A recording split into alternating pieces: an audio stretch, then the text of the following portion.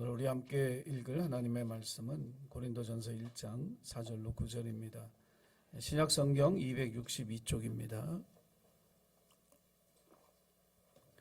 고린도전서 1장 4절부터 9절의 말씀을 찾아서 우리 한 목소리로 말씀을 함께 읽겠습니다. 고린도전서 1장 4절로 9절. 자, 우리 함께 읽겠습니다. 시작.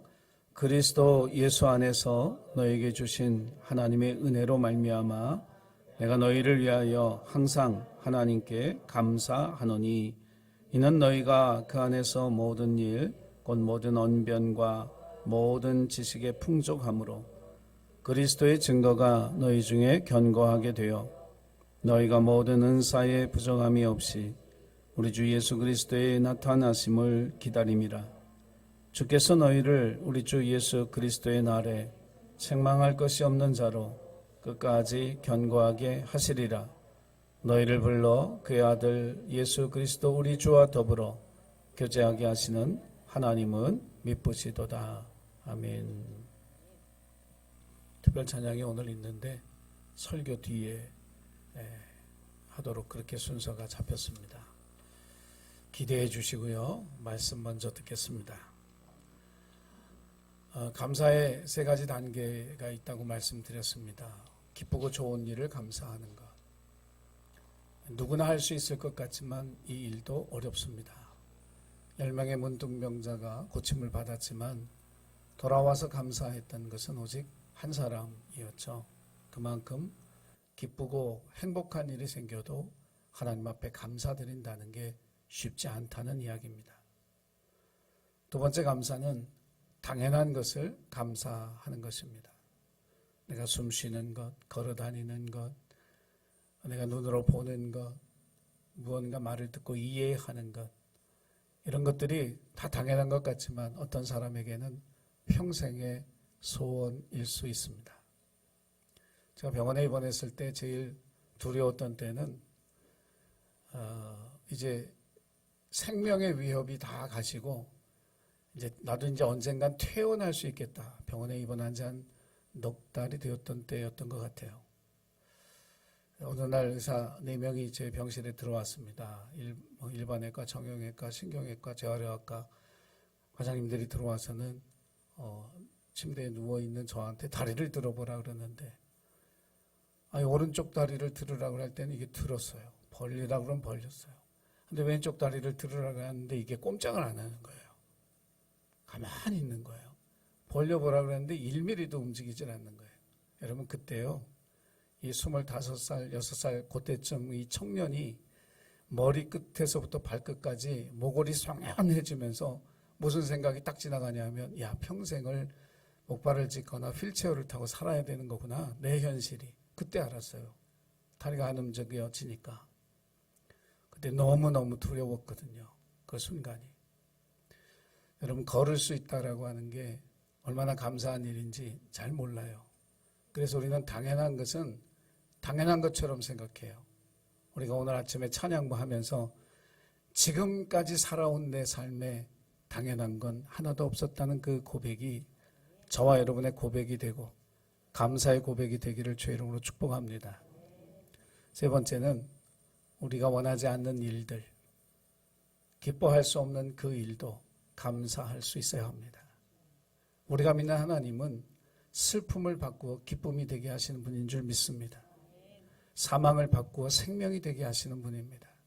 이 사실을 여러분 기억하고 우리의 감사가 내가 원하지 않는 일도 내가 예상하지 못했던 안타깝고 고통스러운 그 일도 복으로 바꿔주실 그 하나님을 믿는 믿음 안에서 감사할 수 있는 저와 여러분이 되기를 주의 이름으로 간절히 축원합니다. 인생을 살다 보면 이 기대라고 하는 게 있습니다. 사실 나이가 먹으면 기대라고 하는 게 점점 없어지죠. 여러분 지금 한번 가만히 여러분 스스로 생각을 해보세요. 나는 뭘 기대하고 살아가는가. 제 친구는 한 5, 6년 전서부터 일주일에 한 번씩 기대감을 가지고 삽니다. 로또를 한 장 사는 거죠. 그리고 5년, 6년째 실망한다 그래요. 기대라고 하는 게 채워진 인생이면 얼마나 좋을까. 그런데 대부분의 사람들은 기대를 갖지만 그 기대가 채워지는 것을 경험하지 못하고 살아갑니다. 여러분, 자녀를 낳았을 때 걔가 천재인 줄 알았죠? 여긴 다 아니구나. 다 천재인 줄 아셨지 않아요? 이렇게 눈 마주치고 애가 옹알이 할 때부터 얘는 뭔가 달라도 달라. 천재네, 천재. 이러다가 조금 더 이제 키워보니까 천재는 아니고 한 수재 정도 되는 것 같은데 그 단계도 막 지나가다 보니까 이게 둔재 얘기가 나올 만큼 이게 둔하네. 그래서 기대치를, 부모의 삶이라고 하는 게 뭐냐면 기대치를 이만큼 높이 가졌다가 갈수록 좀 낮추고, 그래도 이 정도는 해주게 좀 낮추고 나중에는 그냥 이렇게 낮추는데 이 부모의 마음이 뭐냐면 기대치를 포기하진 않아요. 그죠? 여기 보니까 포기한 표정이네. 그러면 안 돼요. 절대로 부모는 포기는 안 해. 기대치를 낮출지언정 포기하지 않는 게 부모의 마음인데 하나님의 마음도 동일한 줄로 믿습니다. 제가 지난주에 그 야구에 관한 기사를 이렇게 보다가 삼성 라이온스의 이상민이라는 선수가 있더라고요. 전 처음 들어봤어요. 아마 여러분도 처음 들어봤을 거예요. 근데 이 선수가 1승을 올렸다는 거예요. 1승을. 근데 이 선수의 1승이 왜 기사가 되느냐면 9년 만에 1승이거든요. 프로 선수가 된 지 9년 만에 1승을 올린 거예요. 아니, 남들은 한 해에 막 20승 하는 투수도 있는데 이 선수는 9년 만에 1승을 올린 거예요. 가만히 생각을 해보니까 이 선수가 야구할 때 천재라고 그랬을 거예요, 아마. 근데 고등학교 졸업하고 프로에 와가지고 이 팀에서 쫓겨나고 저 팀에서 쫓겨나고 다 기대를 가지고 있었을 텐데 그 기대가 채워지지 않는 삶을 살다가 9년 만에 1승을 거뒀어요. 그 기사를 이렇게 보면서 이 프로야구의 1승이 그렇게 어렵구나. 한 번 승리한다는 게 이렇게 어렵고 많은 사람들이 기대를 가졌지만 그 기대를 채우며 살아가는 인생이 힘들다는 사실을 다시 한번 생각하는 기회가 되었습니다. 그런데 이 세상에 여러분을 아직도 기대하고 있는 분이 한 분 계십니다. 실망도 많이 시켜드렸고 그분의 마음을 많이 아프게도 했는데 여전히 여러분을 향한 기대를, 그 높은 수준의 기대를 그대로 갖고 있으면서 언젠가는 그 기대가 이루어질 것이라고 믿는 한 분, 바로 우리 아버지 하나님이신 줄로 믿습니다. 우리의 삶의 여정이 이 세상에 어디만큼 왔든지 간에 그것이 나이가 50이든 60이든 뭐 70이 됐든 하나님 우리를 향한 기대를 포기하지 아니하고 그 기대가 이루어지기를 위하여 지금도 일하시고 지금도 우리를 사랑하시고 우리에게 은사를 주시고 우리를 보듬어 가시는 아버지가 되신 줄로 믿습니다. 성경을 통해서 하나님이 우리에게 갖고 계신 기대를 세 가지쯤으로 생각할 수 있어요. 그 첫 번째는 뭐냐면 사람을 만물의 영장으로 지으신 하나님이 우리에게 기대하신 첫 번째는 지도자, 다스리는 자로 사는 것입니다. 창세기 1장 26절 말씀을 한번 같이 읽겠습니다. 자, 시작.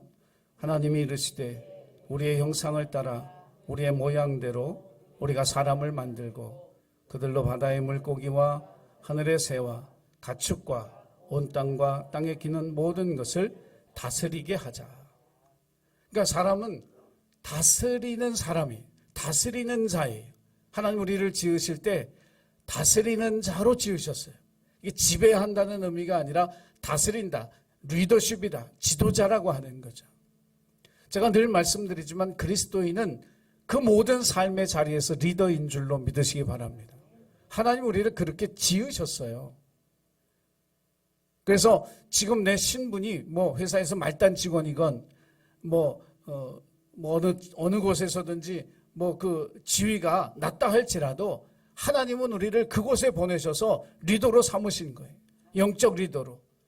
네가 이 직장을 책임질 사람이야. 이 사람들을 위해 기도해야 될 사람이야. 여기 하나님의 나라를 이루어야 할 사람이야. 너는 다스리는 자다. 지금도 그렇게 말씀하고 계신 줄로 믿습니다. 그런데 이 세상에는 좋은 지도자가 있고요. 나쁜 지도자가 있어요. 이 다스리다라고 하는 이 말을 NIV 성경은 룰 오버라 그랬죠. 룰이에요. 룰 오버. 룰을 가지고 다스리는 거예요. 룰이 없으면 독재예요.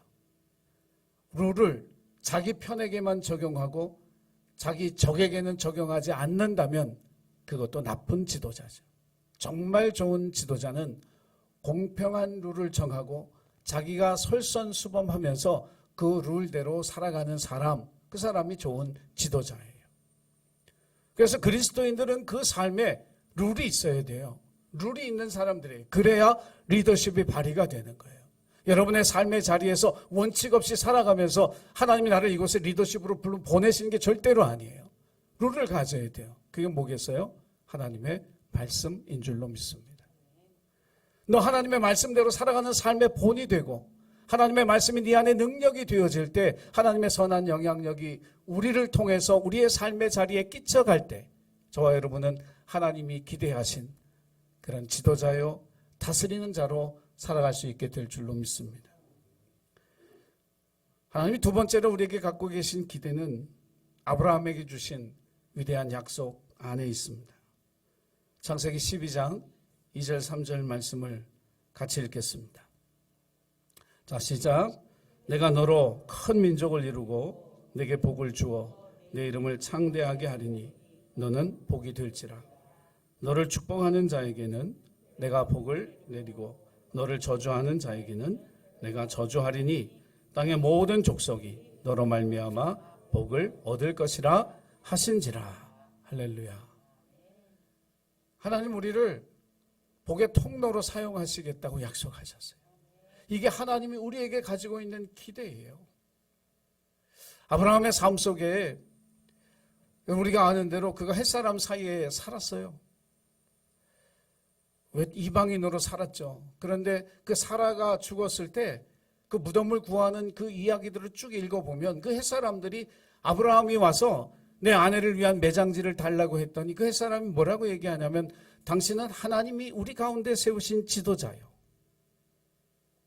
그 리더십이 이방 사람이지만 그 안에서 발휘가 되어져서 흘러나와서 그 사람들이 지도자로 인정하는 그런 사람이었어요. 하나님께 받은 그 복을 세상에 흘려보냄으로써 리더로 지도자로 인정받는 삶을 살았던 게 아브라함의 삶이에요. 그런데 이 약속이 믿음으로 예수 그리스도를 구주로 고백하는 모든 사람에게 주신 약속인 줄로 믿습니다. 단 한 사람도 예외 없이 너는 복이 될 것이다. 내가 세상 모든 민족은 너 때문에 너를 통해서 그 복을 받기를 원한다고 지금도 우리에게 주시는 하나님의 기대가 바로 이 말씀 속에 담겨 있어요. 하나님이 우리에게 복 주신 이유가 너 잘 먹고 잘 살라고 주신 게 아니라 우리를 통해서 세상에 그 복이 흘러가게 하기 위해서 하나님께서 우리에게 복 주신 줄 믿으시기 바랍니다. 복의 통로로 살아가라는 이 하나님의 기대가 우리에게 있음을 여러분 기억하고 살아가시기를 주의 이름으로 부탁을 드립니다. 세 번째는 하나님의 기대는 뭐냐면 복음의 증인되는 거예요. 저와 여러분이 복음의 증인으로 살아가는 삶을 하나님이 기대하고 있는 거예요. 우리가 성령을 받고 권능을 받고 예루살렘과 온 유대와 사마리아와 땅끝까지 이르러 내 증인이 되라는 사도행전 1장 8절의 말씀 너무 잘 알죠. 근데 그것은 하나님의 기대예요. 갈릴리 바닷가에서 고기나 잡던 어부들에게 예수님은 세상 끝까지 가라 그랬어요. 저 시골 어느 산골 어촌 구석에서 사는 그런 사람들이 어떻게 세상을 꿈꾸겠어요. 근데 하나님은 땅끝까지 가라는 거예요. 땅끝까지 내 증인으로 살아갈 것이다. 이것이 하나님이 이 제자들에게 그리고 오늘 우리에게 주시는 하나님의 기대인 줄로 믿습니다. 리더로 살아라. 복의 통로로 살아라. 증인되어 살아라. 이것이 하나님이 우리에게 갖고 계신 놀라운 기대인 줄로 믿습니다. 그런데 과연 우리는 이 기대를 얼마나 채우며 살아가고 있을까요? 우리는 얼마나 하나님의 선한 영향력을 세상 속에 끼치는 사람으로 살고 있나요? 하나님이 내게 주신 복이 흘러넘쳐서 그 축복을 이 땅의 사람들에게 마음껏 나누는 그 삶을 살고 있나요? 복음의 증인이 돼서 복음을 듣고 생명을 구원받아야 할 그 영혼들에게 우리를 통해 얼마나 주님의 말씀이 흘러가고 있나요? 여러분이 하나님이라면 나의 모습, 우리의 모습을 보면서 기뻐하실 것 같아요? 실망하실 것 같아요? 대답을 안 하는 건 인정하는 거죠. 실망하실 것 같아요. 그렇게 못 사니까. 근데 가만히 생각을 해보면 우리가 착각하는 게 있어요. 우리 안에 그렇게 살아갈 힘이 없다고 생각하는 거예요. 아니, 내가 뭐가 있어야 그렇게 살지. 내가 뭐가 있어야 하나님의 기대를 채우며 살지. 여러분, 이미 하나님이 우리에게 주신 줄 믿으시기 바랍니다. 하나님이 이미 우리에게 그렇게 살아갈 수 있는 힘과 지혜와 능력과 은사를 하나님 허락해 주신 줄 믿으시기를 바랍니다. 하나님이 우리를 지으실 때 어떻게 지으셨어요? 하나님의 형상을 닮아 하나님의 호흡으로 생명이 되게 하셔서 성령을 우리에게 부어주셔서 이 땅에 살아갈 수 있는 생명을 가진 존재가 되게 하신 줄 믿으시기 바랍니다. 성령이 우리 안에 있어요. 그래서 선한 영향력이 성령의 충만함을 통해서 나타날 수 있는 그 근본적인 힘이 우리 안에 부어져 있음을 저와 여러분이 깨달아야 할 줄로 믿습니다. 연약하지만 보잘것없지만 우리에게 믿음이 있어요. 인간의 가능성이 다 끝나는 그 자리에서 하나님의 가능성이 시작되어진다고 하는 믿음, 우리 눈에는 보이지 않았지만 홍해 바다 속에 하나님이 만드실 새 길이 있다라고 하는 사실을 믿는 그 믿음, 그래도 내가 예수 믿고 살아가는 사람인데 사람들이 볼 때 야, 저 믿음은 위대하고 놀랍고 크다라고 하는 그런 믿음은 없어도 주님이 나를 사랑하시고 주님이 내 죄를 속해 주셨고 주님이 나와 함께 하신다는 그 작은 믿음, 그 연약한 그 믿음이 복받는 통로가 되고 하나님 우리를 복주시는 그러한 이유가 된다라고 하는 사실을 기억하시기를 주의 이름으로 부탁을 드립니다. 오늘 이제 우리 본문의 말씀, 우리가 읽은 말씀, 이런 하나님의 기대를 생각하면서 그럼에도 불구하고 하나님 우리를 향한 기대를 포기하지 아니하시는 그 하나님의 마음을 생각하며 고린도 교회 이야기로 돌아가겠습니다. 1세기 교회의 많은 교회들 가운데 고린도 교회는 굉장히 특별한 교회입니다. 로마서가 끝나자마자 고린도 교회 이야기가 나오는데 에베소에 있을 때 AD 55년경에 바울이 에베소에서 목회할 때 고린도 교회를 개척하고 이 교회가 이게 든든하게 잘 세워지는 걸 보고 이제 에베소로 와서 복음을 전하는데 고린도 교회에서 소식이 들려왔습니다. 그 소식을 들었는데 너무너무 실망스러운 거예요. 이 고린도 교회는, 이 고린도라고 하는 이 도시는요, 여러분 나중에 바울의 성지 순례를 가게 되면 꼭 들르게 되실 텐데 이곳에 꼭 가서 고린도를 꼭 보시기를 주의 이름으로 축복합니다. 그러니까 당시에도 해상무역의 중심지였어요. 경제적인 그 부가 가득했던 그런 도시였습니다. 근데 사람이라고 하는 존재가 이상하게 이 경제적인 부요함이 있으면 이게 꼭 도덕적 타락으로 이어지는 게 보통의 관례예요. 이 시민들이 굉장히 태폐적이고 방탕했습니다. 거리에나 심지어는 신전에도 창녀들이 들끓을 만큼 사치와 방종, 악의 온상 같은 그런 도시였습니다. 그런데 그런 도시 한가운데 하나님이 기적처럼 바울이 복음을 전하게 하시고 그곳에 하나님의 교회가 세워지는 놀라운 은혜가 그 도시 가운데 있게 되었어요. 하나님은 그 교회를 기대하셨죠. 야, 이 악의 온상에 세워진 이 교회가 정말 하나님의 복음을 전하고 생명을 전해서 이 도시를 정결하게 하고 거룩하게 만들어 하나님 앞에 드릴 수 있는 그런 도시로 만들어가는 그런 교회가 되기를 원하는 그런 하나님의 마음이 있었죠. 소원이 있었어요. 그래서 이 교회에 하나님의 은사를 막 물 붓듯이 갖다 부으셨는데 아마 역사상 어떤 교회도 이 고린도 교회만큼 풍성한 그런 은사, 하나님 폭포수처럼 부으시는 그런 은사를 경험했던 그런 교회는 없었어요. 그런데 이 하나님의 교회가 오늘 바울이 소식을 들었는데 너무너무 참담한 거예요. 교회가 세상을 변화시키는 게 아니라, 교회가 이 도시를 바꾸는 게 아니라 그 도시의 영향력이 교회 안에 들어와서 교회가 변질되어졌다는 이야기를 듣게 된 거예요. 너무너무 마음이 아픈 거예요. 그 시대의 빛이 되어져야 하고 그 시대의 소금의 역할을 감당해야 할 하나님의 교회가 타락해서 세상 사람들의 손가락질을 받는 그런 교회가 되었다는 이 소식을 들으면서 마음이 얼마나 아팠는지 몰라요. 들어보니까 교회가 사분오열됐어요. 나는 게바파, 나는 바울파, 나는 아볼로파, 나는 예수파다. 저마다 파벌을 만들어 교회가 사분오열이 됐어요. 고린도 교회의 성적 타락이 세상에도 알려져서 부끄러운 그 수치스러운 그런 오명을 이 교회가 뒤집었었어요. 교인들 간에 분쟁이 일어나고 다툼이 일어나면 그걸 믿음 안에서 해결하지 아니하고 이방의 법정에 가서 잘잘못을 따지는 그런 일들이 너무나 흔하게 일어나죠. 교리적인 문제도 계속해서 일어나서 성찬의 문제, 부활을 믿지 않는 그런 사람들도 이 교회 가운데 있었어요.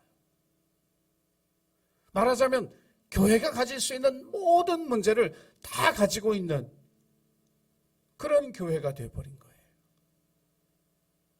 이 교회를 개척하고 세웠던 사도 바울이 얼마나 실망했을까요? 얼마나 마음이 상했을까요? 그런데 오늘 여러분 고린도서 1장을 읽어보면 기가 막혀요. 이 고린도 교회 성도들을 바울이 뭐라고 부르냐면 2절에 보니까 그리스도 예수 안에서 거룩하여지고 성도라 부르심을 받은 자들. 성도라는 말이 세인트예요. 하나님이 거룩한 사람으로 부른 사람들. 지금 이 소식을 모르고 쓴 게 아니에요. 고린도 교회의 문제를 모르고 쓴 게 아니라 고린도 교회의 문제를 다 듣고 쓰는 거예요, 이 편지를. 근데 여러분 그 고린도 교회 교인들을 향해서 이렇게 좋은 말이 나가겠어요? 믿음을 배반하고 은혜를 저버리고 하나님의 기대를 저버린 이 나쁜 놈들아, 이렇게 쓰고 싶은데 그렇게 안 써요. 하나님의 교회, 곧 그리스도 예수 안에 거룩해지고 성도라 부름받은 너희들. 이 편지의 절정은 4절이에요. 4절. 우리가 오늘 읽은 본문의 말씀 속에 보면 바울이 이 고린도 교회에 편지 쓰면서 이렇게 얘기합니다. 내가 너희를 위하여 항상 하나님께 감사하노라. 아, 세상에. 아, 정말 이 사도의 이 답답하고 애끓는 그 심정이 드러나는 거예요. 현실은 너무 실망스러워. 너무 부끄럽고 너무 답답해. 그런데 바울은 그 교회를 위해 기도하면서 항상 하나님께 감사하노라. 그 교회를 향한 하나님의 거룩하신 뜻, 하나님의 거룩하신 기대를 하나님이 포기하지 않은 것처럼 바울도 포기하지 않았던 것이죠. 자녀들을 기르면서 온갖 애정과 헌신과 기도로 키우는데 그 아이가 매일 말썽을 부리고 문제를 일으킨다고 생각해 보세요. 그럼에도 불구하고 그 아이를 앉혀놓고 그래도 나는 내가 하나님이 우리에게 주신 축복이라고 생각해. 나는 너 때문에 항상 하나님 앞에 감사한단다. 이렇게 말할 수 있는 부모가 있을까? 근데 바울은 오늘 우리에게 도전하는 거예요. 네 기대치에 못 미쳐도, 네가 실망스럽고 네가 그 일 때문에 답답하고 힘들고 괴로워도 항상 감사해라. 항상 축복해라. 기대를 낮추지 말아라. 기대를 버리지 말아라. 하나님 그렇게 우리에게 바울을 통해 말씀하고 계십니다. 고린도 교회는 충분히 하나님의 기대를 채울 만한 교회였어요. 이 교회 안에 방언이라고 하는 건 기본이에요. 기본. 방언이 너무 많아서 순서를 정해서 방언을 해야 될 만큼 방언이 넘쳐나요. 뭐 통변하는 은사도 많았죠. 영분별하는 은사 있었죠. 예언하는 은사 있었죠. 치유하고 신유하는 은사 있었죠. 그렇게 넘치는 은사를 주셔서 이 교회를 타락한 도시 가운데 세워진 거룩한 하나님의 도성을 만들려고 했던 그 하나님의 뜻과 계획은 무너진 것 같았지만, 그래서 하나님의 은사를 무용지물로 만든 것 같았지만, 바울은 이 교회를 향한 하나님의 기대는 포기되지 않았다고 이야기하는 거예요. 너희를 위하여 항상 감사하노라. 저와 여러분의 삶을 돌이켜보면 우리의 모습은 고린도 교회의 모습과 얼마나 다를까요?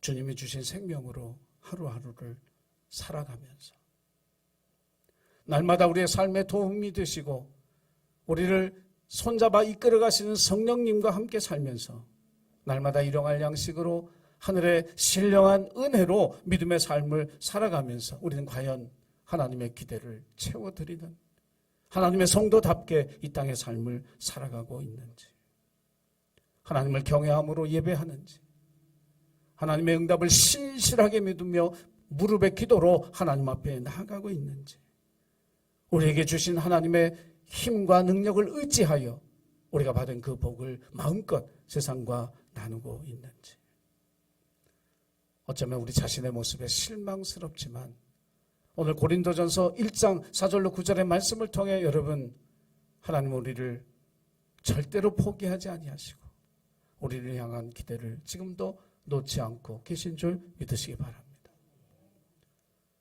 제가 우리 부모님이 믿어서 교회를 다녔던 사람이에요.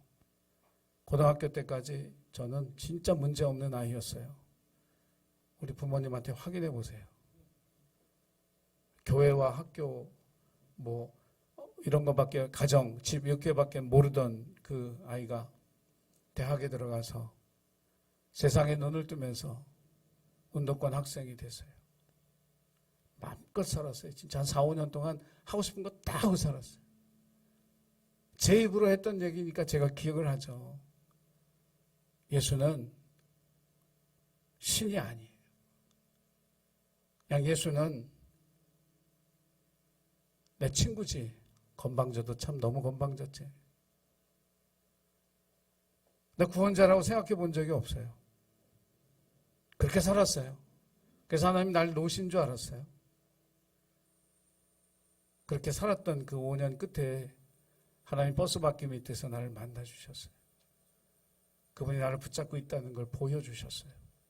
나는 너를 포기 안 했어. 너에 대한 나의 기대도 내려놓지 않았어. 너는 여전히 내 기대주야. 하나님 우리 모두에게 바로 그 말씀하고 계세요. 나는 너를 여전히 기대하고 있어. 이 세상 모든 사람들이 널 보고 손가락질을 하고 너가 참 불쌍하다고 얘기를 해도 나는 너에 대한 나의 기대를 내려놓은 적이 없어. 오늘 이것이 하나님께서 우리에게 행하고 계신 그 말씀이고 약속인 줄로 믿으시기 바랍니다. 바울은 오늘 1장 4절로 9절까지 해서 이 고린도 교회를 향한 하나님의 기대를 세 가지로 이야기해요. 그 첫 번째가 뭐냐면 재림의 신앙으로 살아라. 재림의 신앙을 가지고 인내하며 살아라. 주님 다시 오실 그날까지 인내함으로 주님 오심을 기다리는 그 신앙생활을 하라는 거예요. 이 세상의 것은 영원하지 않다. 주님 곧 오시는데 넌 땅의 것에 대한 집착과 욕심으로 살지 말고 하늘의 소망으로 살아가는 삶을 살아라. 이것이 하나님이 이 교회를 향한 하나님의 기대요. 오늘 우리와 예신교회를 향한 하나님의 기대인 줄로 믿습니다. 두 번째 기대는 책망할 것이 없는 삶을 살라는 거예요. 책망할 것이 없는 삶을 살라. 여러분 같이 사시는 분 혹은 자녀들, 자 지금 머릿속으로 빨리 생각해 보세요. 우리 신랑한테 책망할 거, 우리 자녀들한테 책망할 거, 한 손가락이면 다 되시는 분 계시나요? 두 손이 필요하신 분도 계실지 모르고 이거 가지고 해결이 안 된다고 생각하시는 분이 계실지도 모르죠. 왜 사람의 눈엔 그렇게 책망할 게 잘 보이는지. 저는 이 세상을 살아가는 그 어떤 사람도 완벽한 사람은 없다고 믿어요.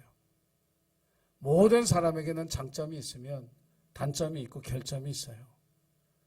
그래서 저는 대통령이 잘못할 때도 별로 실망 안 해요. 원래 그런 걸 뭐. 완벽한 사람을 대통령으로 세우는 게 아니에요. 우리가 돕고 기도해야 할 사람을 대통령으로 세우는 거지. 우리에게 수없이 많은 책망할 것이 있어요. 약점이 있고 결점이 있고 단점이 있어요.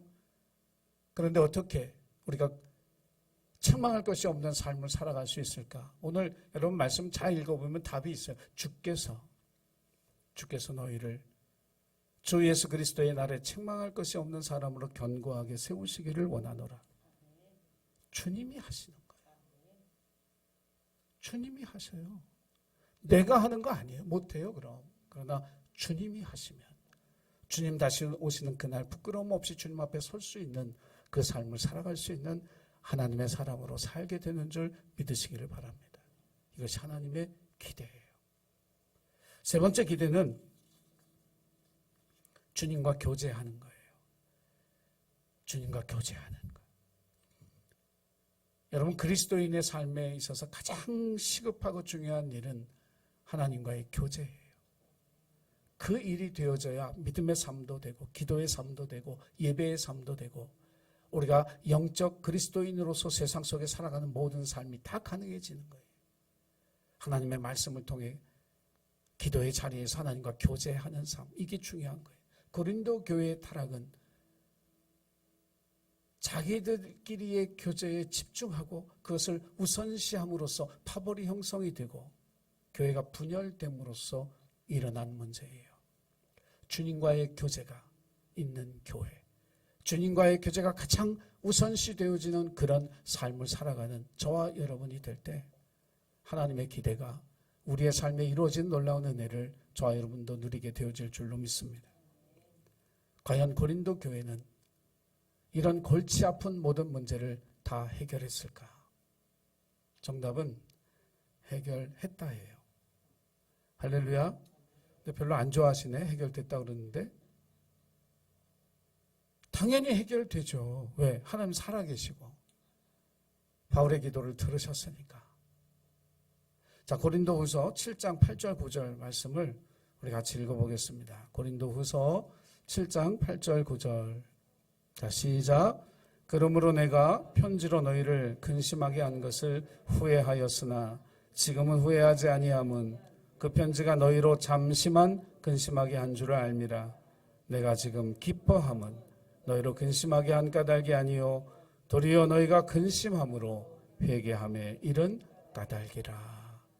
아멘. 고린도전서 보내놓고 얼마나 후회가 되든지 그 욕을 해댔으니 그 책망을 쏟아냈으니 마음이 아파요.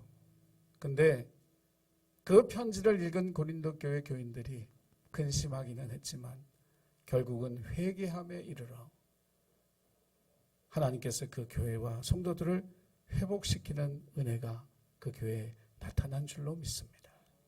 우리의 기도는 헛되이 가지 않아요. 하나님이 들으시고 하나님이 이루시는 기도가 되어지는 줄 믿으시기를 바랍니다.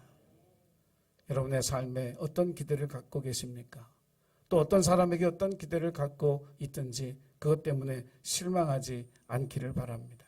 하나님이 우리를 향한 기대를 지금도 갖고 계시며 그것을 이루시기까지 열심으로 일하고 계신 것처럼 우리가 항상 감사함으로 기도할 때 저와 여러분의 삶도 우리 자녀들의 삶도 우리 가정도 하나님의 교회와 이 나라와 민족도 하나님의 기대를 채우는 놀라운 은혜와 역사를 경험하게 될 줄로 믿고 감사의 기도로 하나님 앞에 나아가는 저와 여러분이 되기를 주의 이름으로 부탁을 드립니다. 기도하겠습니다. 사랑의 주님, 자녀를 포기하지 않는 부모처럼 성도를 포기하지 않는 목회자처럼 하나님 우리를 포기하지 아니하고 여전히 하나님의 기대를 우리 가운데 갖고 계시며 그렇게 살아갈 수 있도록 도우시고 인도하신 줄로 믿습니다. 고린도 교회의 실망스러운 모습에도 불구하고 그들을 위해 항상 감사하며 기도했던 바울의 기도가 응답되어진 것처럼 우리의 기도 또한 감사로 드려질 때 응답되어져 하나님 영광 받으시고 우리의 삶에 큰 기쁨과 감사가 넘치게 하옵소서. 우리를 사랑하신 예수님의 이름으로 감사하며 기도드리옵나이다. 아멘.